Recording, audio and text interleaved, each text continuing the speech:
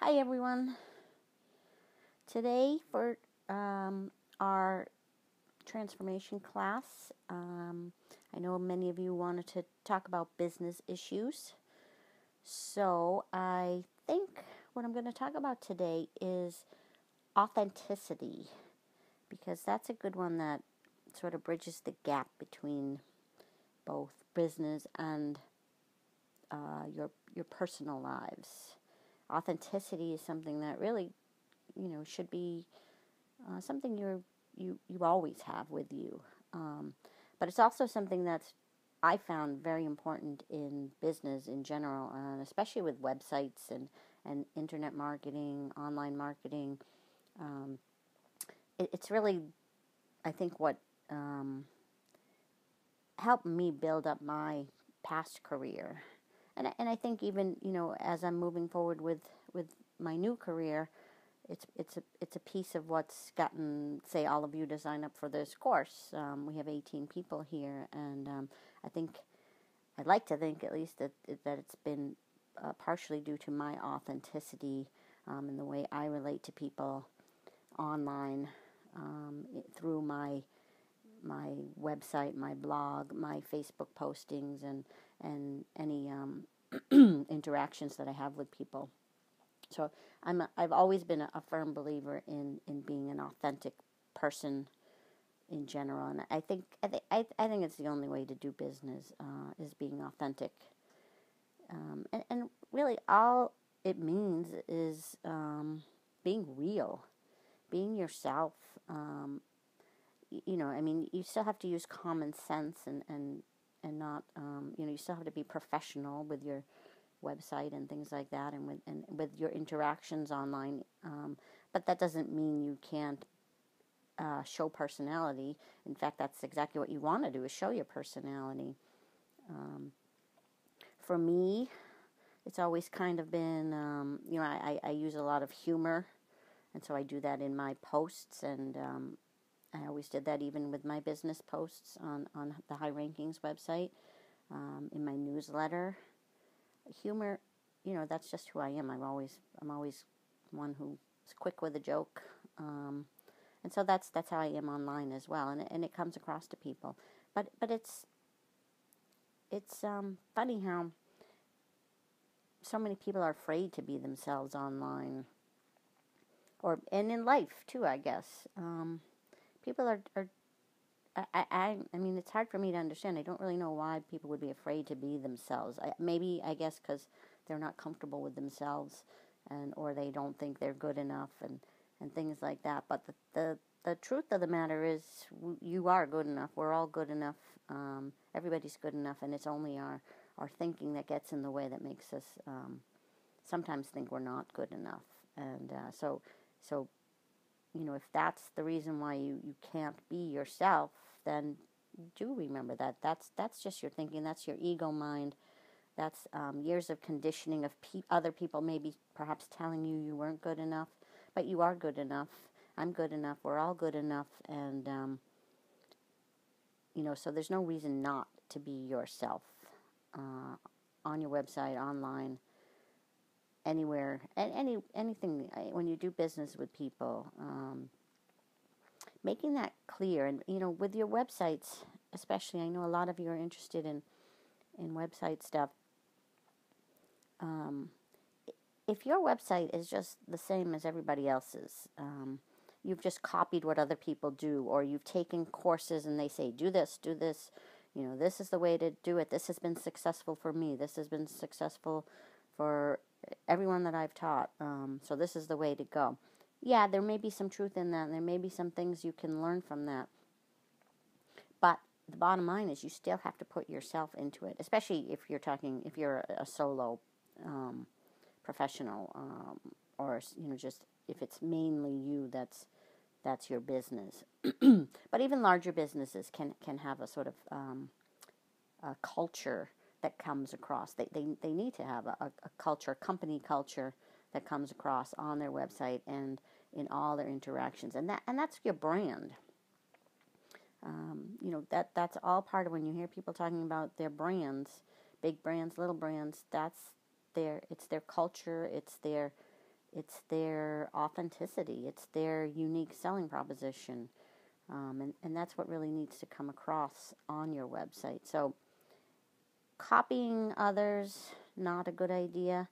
You have to come up with your own unique persona, who you are, who you want to be, what you can do for people, and just being real. And that comes with having the confidence.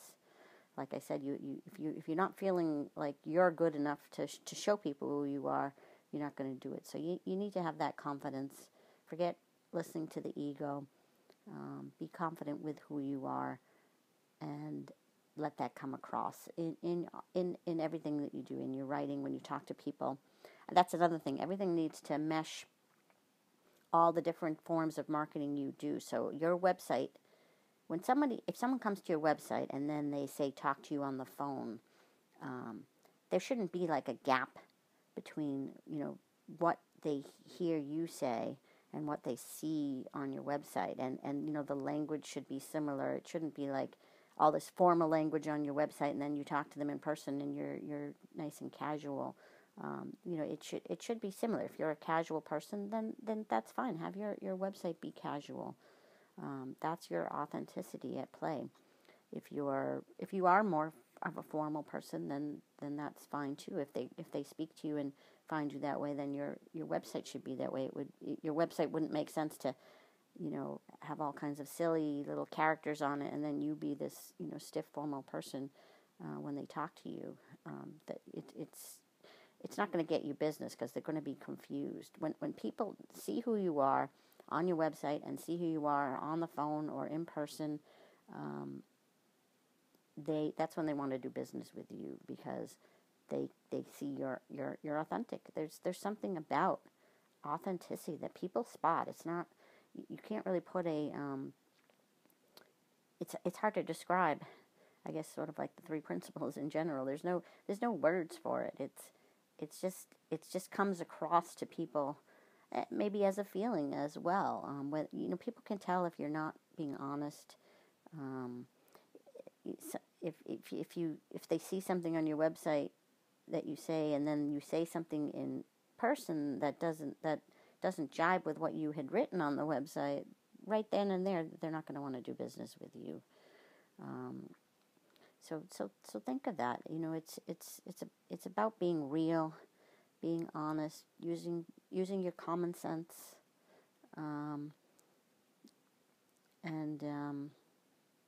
just being you. And that's really important. And for the call on Wednesday, we can talk more about this with more specifics. We can look at your websites and see if there's some authenticity coming across through it. The other thing I wanted to mention is new email newsletters. That's a real great place to be authentic. I built my whole SEO business mainly from the newsletter that I wrote, and I put a lot of it always had great information for people, always at least one article about how to do something specific in SEO using my own experience. And it's the same with the blog, but I tended to do it through my newsletter, and then I would post them to the website, which was like a blog. But talking from your own experience is really important as part of being authentic. Don't talk about what you don't know. If you haven't experienced something directly, then you're not going to be able to speak about it authentically or write about it authentically. So always, that's a huge piece of being authentic. And with your email newsletters, with your websites, with your blogs, everything you do, make sure that it's coming from your own experience. And with my newsletter, and with my website as well, I think it's fine to put in personal things too. That I know with my newsletter for years, my SEO newsletter, the personal stuff. I would always at the end of the newsletter have the High Rankings Advisor wrap up, and I would talk about things that were going on in the family, and what my kids were doing, and people got to basically hear about them all growing up, because the newsletter was going on for 10 years. And, I think people really appreciated that. They felt like they knew me. And I remember I'd encounter people at conferences, and, they'd say, "Oh, how's Corey doing?" That they would know what my kids were up to and stuff. And I'd be like, "Do I know you?" And I didn't know them, but they really felt like they knew me because of everything they read. They read about me. And when they wanted an SEO person, even, most of the people on my newsletter list were not in the market for an SEO at the time. But I always knew that when they were, who were they going to think of? It was me, because they knew me. I was like a friend to them, even though I didn't know them. And they would also refer me to other people who were in the market for SEO services. And it can have a long lead time. People who are interested in you and follow you online and are following your newsletter or reading your blogs or whatever, they may not be in the market for your services at the time when they're reading it. And that doesn't matter, because like I said, years later even is when all of a sudden they realize, you know what, I think I could use these services. And they're going to think of you because you are the authentic voice in the space. They know that you resonate with them, and they're going to want to hire you eventually when they do. And like I said, recommend you to others that may need you. So that's probably, I think I'll wrap that up here today. And please post your thoughts on authenticity in the Facebook group. And I think I have a few articles where I've talked about this in the past, business-wise, with SEO. So I may send those along with this video. If I forget, message me. And that's about it. But do please post questions and anything that you want to talk about in Wednesday's call, webinar. Post questions in the group as well. That will be really helpful so that we can, just keep on track that way. All right, I will see you Wednesday. Bye.